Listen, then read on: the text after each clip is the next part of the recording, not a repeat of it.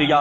جب یزید نے بدلتا ہوا ماحول دیکھا، بدلتی ہوئی فضا دیکھی، بدلتی ہوئی کیفیت دیکھی، تو وہ کہنے لگا امام سجاد حضرت امام زین العابدین کو، وہ کہنے لگا کہ میں چاہتا یہ ہوں کہ اس معاملے کو یہیں پہ ختم کر دیا جائے، تو آپ مجھے بتائیں کہ آپ کی کوئی بات، کوئی مطالبہ جس سے معاملات حل طلب ہو سکیں۔ تو میرے امام زین العابدین نے فرمایا کہ تو اس سے ہمارا مطالبہ کیا ہوگا، تو اس سے ہماری بات کیا ہوگی، تو اسے بات کرنے کا فائدہ ہی نہیں ہے۔ ہاں البتہ 3 باتیں ہیں، اگر تو وہ میری مان لے تو میں پھر بھی سمجھوں گا کہ شاید اس میں تیرا کوئی رول نہ ہو یا اس میں ہاتھ نہ ہو۔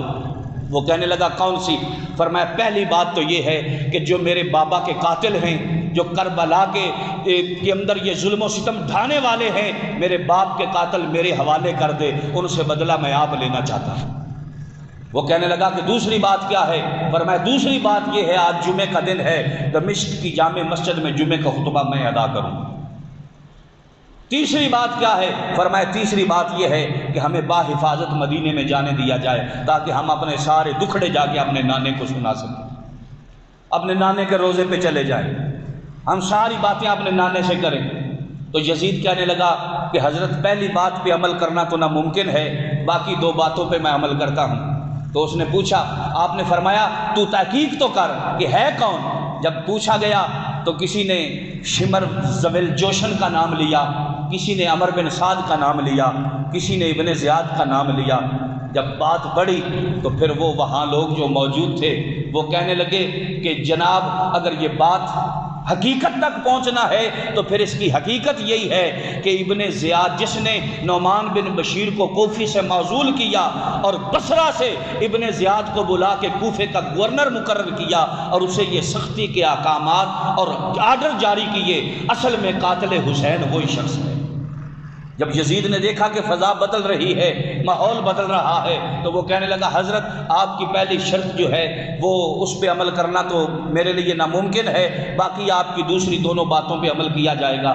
آج جمعہ ہے، خطبہ بھی آپ دے لیں اور میں ضمانت گارنٹی دیتا ہوں نعمان بن بشیر جو محب اہل بیت آدمی ہے اس کی میں ڈیوٹی لگاؤں گا کہ وہ آپ کے ساتھ دمشق سے مدینے تک جائے اور باحفاظت آپ کا قافلہ جو ہے وہ مدینہ الرسول صلی اللہ علیہ وسلم میں پہنچا دے۔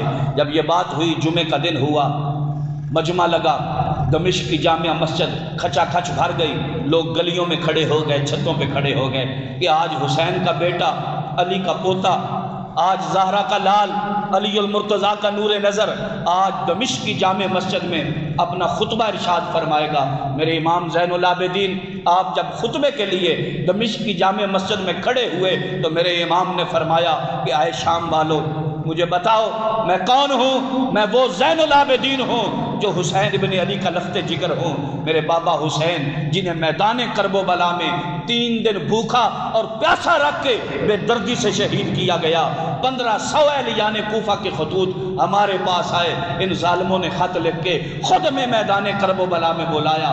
جب ہم وہاں پہنچے، جب ہم وہاں آئے تو یہ کوفی لا یوفی، انہوں نے اپنے عہد اور وفا کو پورا نہ کیا، بے دردی کے ساتھ میرے بابا کو میدان کرب و بلا میں شہید کیا۔ اور میرے بابا وہ حسین جو حضور کے کندھوں پہ جھولے لیا کرتے تھے، وہ میرے بابا جن کی خاطر امام الانبیاء نے اپنے سجدوں کو لمبا کیا، میرے وہ بابا کہ جن کے لیے جنت سے تختی کی لکھائی کے فیصلے کے لیے جنت سے سیب آیا کرتے تھے، میرے وہی بابا حسین تھے کہ جن کے لیے جنت سے جوڑے آیا کرتے تھے، میرے وہی بابا حسین کہ جن کے متعلق امام الانبیاء نے فرمایا الحسن والحسین سیدہ شباب آل الجنہ، میرا حسن اور میرا حسین جو ہے وہ جنت کے جوانوں کے سردار ہیں۔ پھر انہیں اس میدان کرب و بلا میں بلا کے ہمارا سارا قبیلہ، سارا کنبہ، آپ کا واعظ ابھی جاری تھا، یزید نے بدلتی ہوئی کیفیت دیکھی، لوگوں کی آہوں سسکیوں اور چیخوں کی آواز سنی تو یزید سمجھ گیا کہ اگر زین العابدین کا خطبہ اسی طرح جاری رہا تو وہ وقت دور نہیں ہے کہ جب یہ اٹھیں گے اور میرے گریبان کو پکڑیں گے اور میرے بدن کے پرخچے اڑا دیں گے اور میری بوٹیاں جو ہیں وہ کتوں کو بھی کھانے کے لیے نہیں ملے گی۔ جب یزید نے اس کیفیت کو ملاحظہ کیا، اس نے فوراً مؤذن کو اشارہ کیا کہ تو اٹھ کے اذان شروع کر دے۔ مؤذن اٹھا، اس نے اذان پڑھنی شروع کر دی، اس نے اللہ اکبر کی صدا بلند کی۔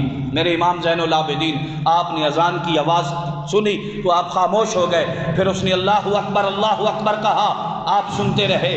پھر اس نے جناب اشہد ان لا الہ الا اللہ کہا, آپ خاموش رہے.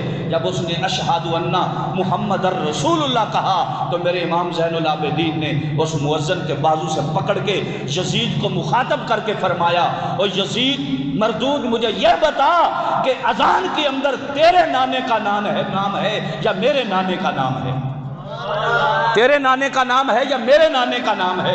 تو نے پھر میرے ساتھ بدعہدی کی, میدان کرب و بلا میں جو ظلم کیا, راستے کے اندر جو ظلم و ستم کے پہاڑ ہم پر گرائے, پھر تو نے عید کر کے پھر اپنی عید سے تو نے انحراف کیا. میں نے جمعہ پڑھانے کا کہا, جمعے کا خطبے کا کہا, تو نے پھر مؤذن کو کھڑا کر دیا. اب بتا کہاں کہاں اس نام کو روکے گا, کہاں کہاں اس دعوت کو روکے گا, کہاں کہاں اس آواز کو دبائے گا؟ قیامت تک اگر ممبروں پہ گونجے گا تو میرے نانے کا نام گونجے گا, تیرے نانے کا نام نہیں گونجے گا.